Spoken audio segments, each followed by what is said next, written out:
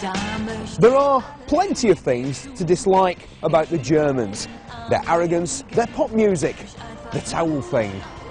But there are equally lots of reasons to love the Germans. No, really.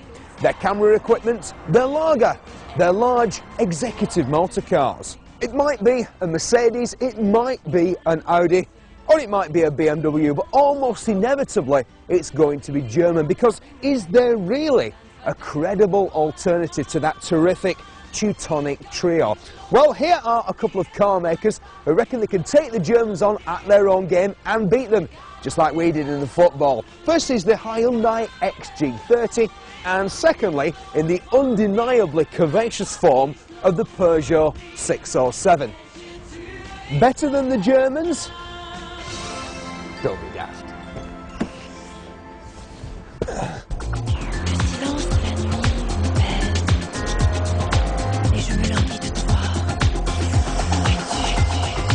So, we get a V6 engine with 210 brake horsepower. 0 to 60 comes up just under 10 seconds, and the top speed is not far from 115 miles an hour. We've got a 5-speed automatic gearbox with fuzzy logic.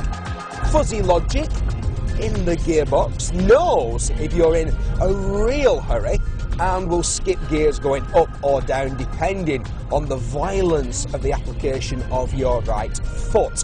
If, however, you don't want the car to make choices for you, you can opt for a manual clutchless shift, all of which comes as standard, as does a CD player, climate control, leather heated seats in the front and the back, and my favourite feature on the whole car, which are the electrically operated blinds. Allow me to demonstrate.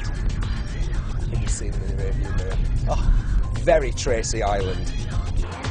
Now, we buy Peugeots in this country, so we like Peugeots, and the Peugeots we like are little hatchbacks with either nippy, sporty, little zippy petrol engines or parsimonious diesel. We do not buy large French cars in the UK. It'll sell in France, don't worry. French people will buy this regardless of how good or bad it is, because they're like that. That's why they've still got a car industry and we haven't, but that's another story for another time.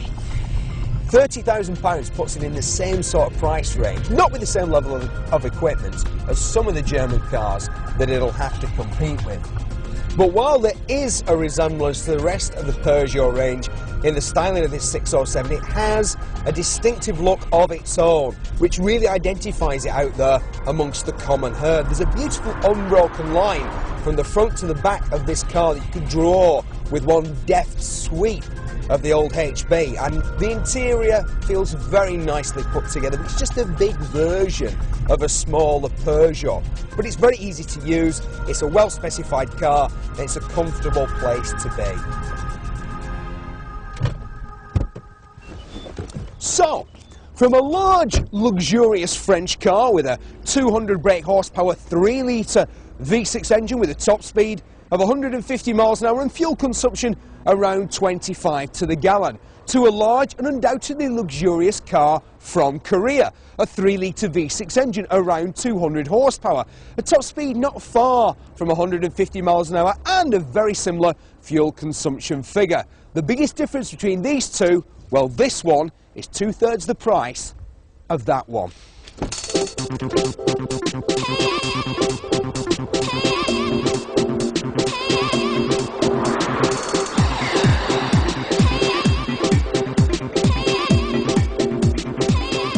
Well, this is the Hyundai XG30, and it's the fastest and most luxurious car that Hyundai have ever sold in the UK. It's almost 200 brake horsepower from the 6-cylinder engine, which comes with an automatic gearbox, which also has the option of a 5-speed Tiptronic type changing clutchless manual gear shifting system, although why you'd want to use that, I'm not at all sure. This is a very large, heavy, luxurious vehicle, very, very softly suspended. Driving this car with any degree of vim, vigour or even vitality induces a degree of body roll not seen since Jeff Capes attempted to master the unicycle.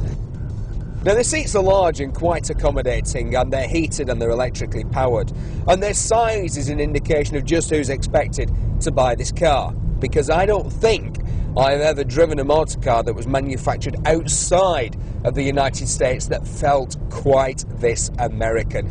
If this car had a Chevrolet or a Buick or an Oldsmobile or a Lincoln insignia on it, I wouldn't have been surprised at all. And that has all sorts of implications, because I might have said this before, but Americans don't buy cars like Europeans do, like you and I. They're not looking for driving dynamics. They're not interested in feel at the steering wheel. Americans buy cars like they buy carpets, by the square yard. And here, with a Hyundai XG30, you're getting an awful lot of metal for your money. It's not particularly good looking metal, it's not particularly enjoyable metal, but you get a lot of it.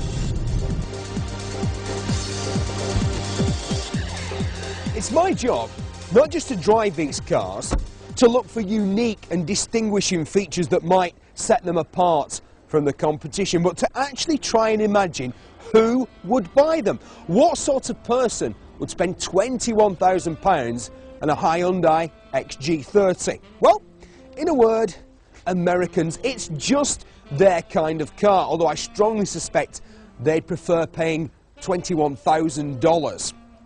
30 grand for a Peugeot 607 V6, well, you'd have to be French, wouldn't you? We just don't buy big French cars in any numbers in this country, so it's a good job they do. And if you find yourself driving either of these big barges within these shores, then I strongly suspect that's because you've reached a rung of the corporate ladder where your status demands a car of this size, while lesser beings in the company drive hatchbacks from the same manufacturer. Me, my money would go on Alfa Romeo's exquisite 166, but bearing in mind the horrific residuals, if I were you, I'd stick with the Germans.